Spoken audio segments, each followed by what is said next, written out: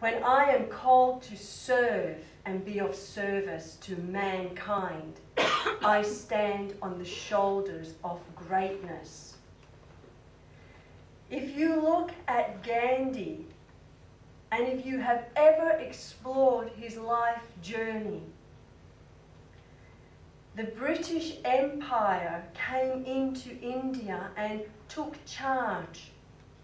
It said, you Indians cannot mine your own salt. We mine that salt. We take the resources and we sell them back to you. It goes back to our country. We are superior to you. And this one small, frail, little man of little consequence in the world stood up and decided one day, I don't think so. And he took a walk, and he walked from one side of India to the other side, along the way talking to those he met. And each person with a consciousness said, why don't we join you? The more voices, the stronger the message. And by the time he finished his journey, and they sat down and said, we will not eat until you are out of our country. One man brought down the British Empire with love in his heart and understanding. When you are called to service, you stand on the shoulders of giants. Those giants will be the quiet achievers. You will not see them. You will not hear their ego screaming, look at me, look at me. They will roll up their sleeves and they will say what needs to be done, and they will do it. Call to service. Spirit has a natural aptitude for this because it is your soul calling. Your guides and your guardians walk with you, guiding you, giving you spirit information into soul presence. Your soul is the Akashic record of this moment and the personal information contained in your energetic body relating to all of your incarnations. Your spirit is encapsulated in the soul groupings. It is a manifest of every person, situation, and all who live in the humanity of mankind. You are that divine. The kingdom of heaven does live within you. And you are called into service, not to self, but to mankind.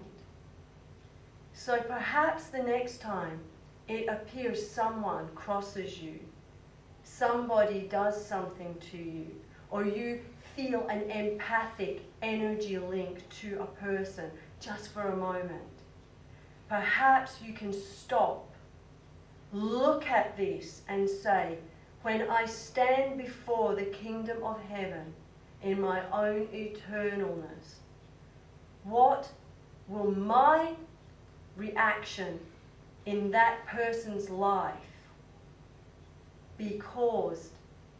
What effect do I have on the other?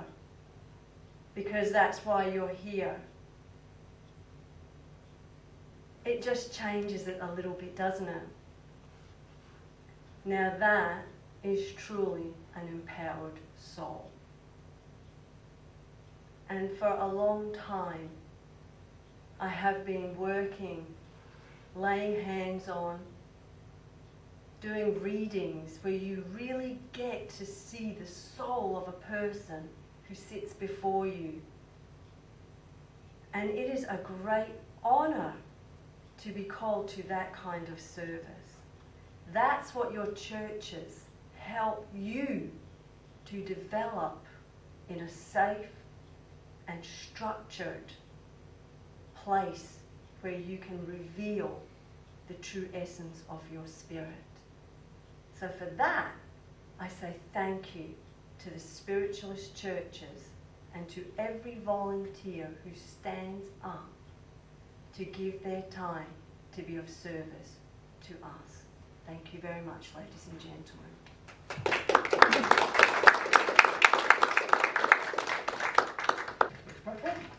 Now we get on with our demonstration of clairvoyance, or mediumship, or proof of survival, as some people call it. And we have with us this afternoon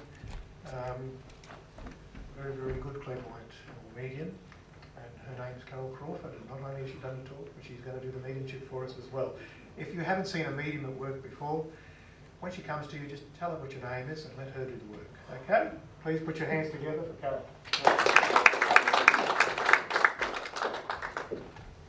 Again, hello to everyone. Okay. I have to come to you, Audrey, because I've had a gentleman who has been just standing there saying you literally have to come straight to Audrey. Can you understand the name of John? Because he told me his name was John. And he asked me to come to you today to be remembered to you. Okay? He comes in with a lot of love for you. He's also talking to me about changes that are going on around you with people who are working with you and around you. And I got the impression he was saying that there are those who have perhaps stepped back a little bit and that you have been feeling a little bit, is it isolated or a little bit alone? Can you understand what he's talking about? He's telling me to say that they're giving you time, and it's about not being so busy, okay? It's about taking out distractions. It's really more about more time for you to do the work that you're supposed to be doing, and that's the quiet work. Can you understand this? You have a tendency, and he has a sense of humour with this, because he's saying you have a sense of being out and about and being very much interactive and doing a lot of things. A lot of fingers and a lot of pies, he's saying. Always have been, always will be. No rest for the wicked, that kind of energy. And that's his humour with that, if you can understand that. And he's saying that if you won't pay attention to them on their side to make you sit down and take a little bit of time for you, then they will literally draw those people away and they'll create that time for you. That's how much they love you. So don't feel that people are stepping away for no reason. It's actually happening for a reason. He's also giving me, I don't know if this is with him or not, but I'm coming to your knees. Can you understand this? And he's saying that you've had a lot of healing given to you around your knees, but there is like, thank you. I got shown like a crystal. I don't really do a lot of crystal work, but I was shown like a crystal, and he was actually giving me the acupuncture points. And he was asking you to take a little look in, whether it's actually with acupuncture or with that crystal modality of the pendulum healing, but to work to open up some of those energetic channels in your body, which will help to remove some of those blockages and some of the creaks and the moans and the pains. Does that sit with you? He's saying he doesn't diagnose, he's just saying it's a nice idea and you might find it quite helpful. It's another way that you will get some quiet time. Okay, because when they're actually applying it, you can't be doing anything but be quiet and enjoy that space. This gentleman comes around you with a lot of love, and I also got the energy like a father type of feeling coming in, and it's like he's saying that there's an anniversary of a passing coming in around you, and he's not actually giving me a month, but he's saying that there is an anniversary of a passing coming in around you, and could you just accept their love and blessings with that? And can I leave that with you? Thank you.